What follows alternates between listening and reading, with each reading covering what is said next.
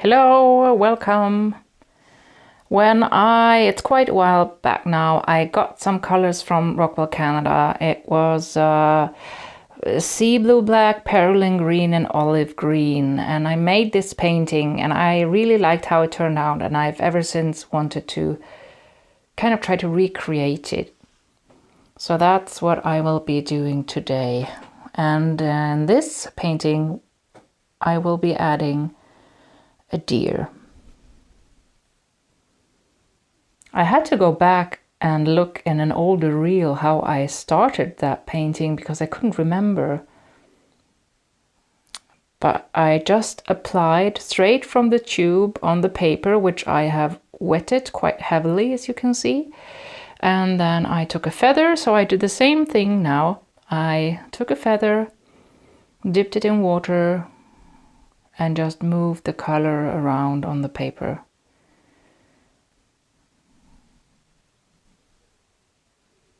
Really not thinking too much. And you can see how highly pigmented these colors are. If you can get hold of them, try them, they're really nice. Once upon a time there was a code, my name, MALIN, M-A-L-I-N. Maybe it still works, I don't know actually. You could try and see if you get 10% off.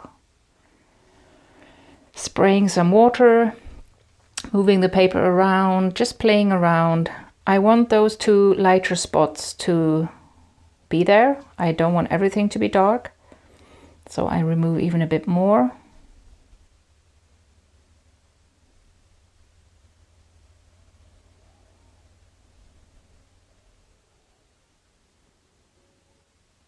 It is starting to dry.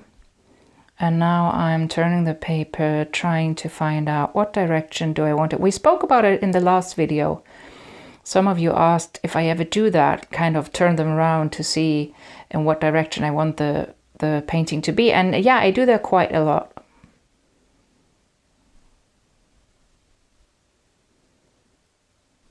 I decided I want it like this. And this is some round brush. I think it was a size 6. And now I wetted it, and there's still so much pigment on the paper, so I could basically just pull that upwards and made some trees. I cut that out because you could basically only see my hand.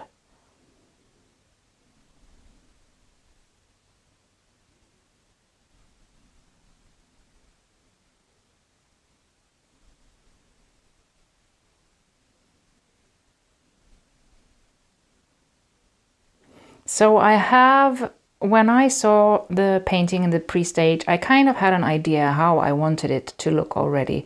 So this is not just doodling along. I want there to be trees on the left side, on the right side, and where the lightest part is, that is going to be my focal point, and that is where I will put my animal, my deer.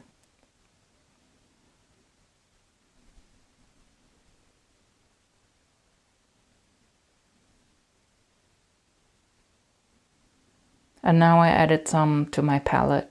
I think this is perylene green.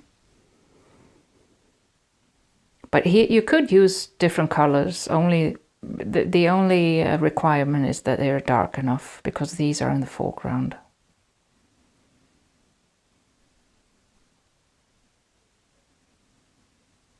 Some little branches.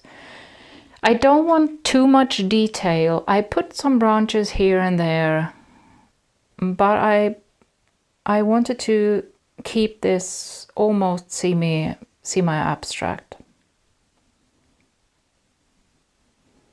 And now I wanted to add lighter branches. I thought that was a little bit too much, so I removed that. You know, sometimes even in the darkest parts of the forest, when the light comes through, you can have these little glimmers here and there. And I use different brushes, different sizes. I have liner from size 30 to 1. I have round brushes, size 6 to 10. I'm adding a bit of contrast. This will basically be the ground where the deer will be standing on.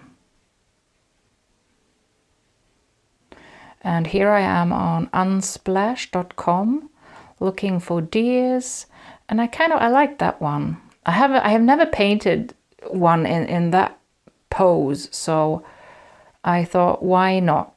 And I take my pencil and I really just draw a very simple shape. Just an oval, and to just give me something to start off. I do never, it's kind of, I do it as I go, because funnily enough, I'm really not good at painting animals. And that might sound funny to you now, but it's actually true. I'm really not good at that. So is it called winging it when you just, or it's winging. It's something you just kind of fake it till you make it. So I just put a little blob with my pencil, or a little circle, and then I start. And so far it has worked for me to just continue. I just start somewhere and then I continue. And I double check all the time. I look very closely. What is the shape? I try to not see the deer. It's not a deer anymore. It's just a shape, and measure with my eyes. How are the angles? How are they supposed to be? Not thinking about that I'm painting a leg or a head, or that is when things go wrong, because then you have an image in your head which does not necessarily match what you have in front of you. And I mean, so far this could be, it was kind of hard painting the mouth open.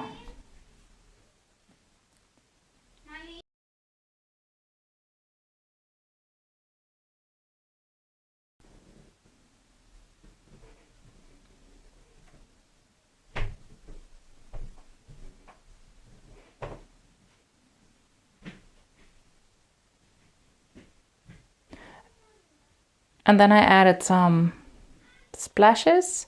I put in a little bit more dark with a micron pen because I thought it was a bit light.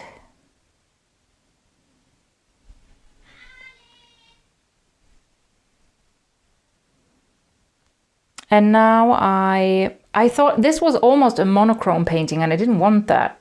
That was not what I was after. So I started to put some yellow in there, and it was just yellow that I had left on my palette since before, and also put it a bit more yellow on the trees. And look, we have the pastels. Yeah, I brought them out, and I started lightly with just a little bit of yellow. Some of you have been following my other videos, might know what is to come. But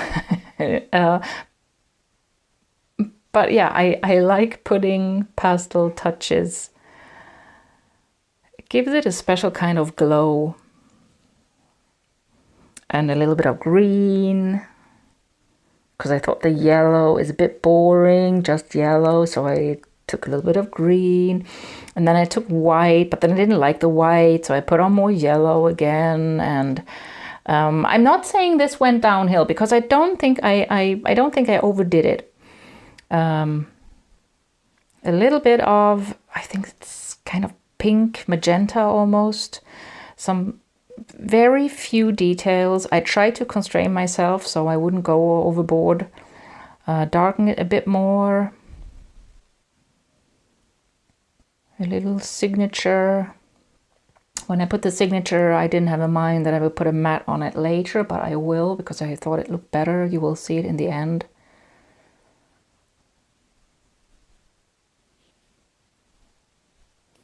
Put some more stars, or just some fairy glimmer, a few more lighter branches.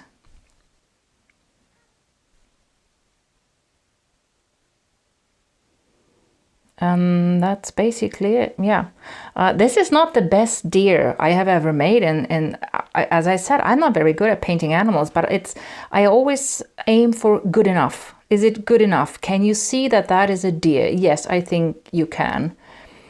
So that's fine. And I really love putting small animals in paintings. Adding a bit here and there.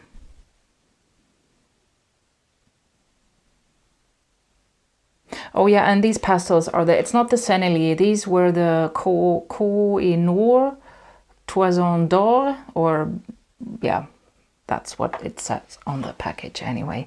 This is what it looks like with a matte. So I removed some of the outer lines or the edges, and I kind of like it better like this.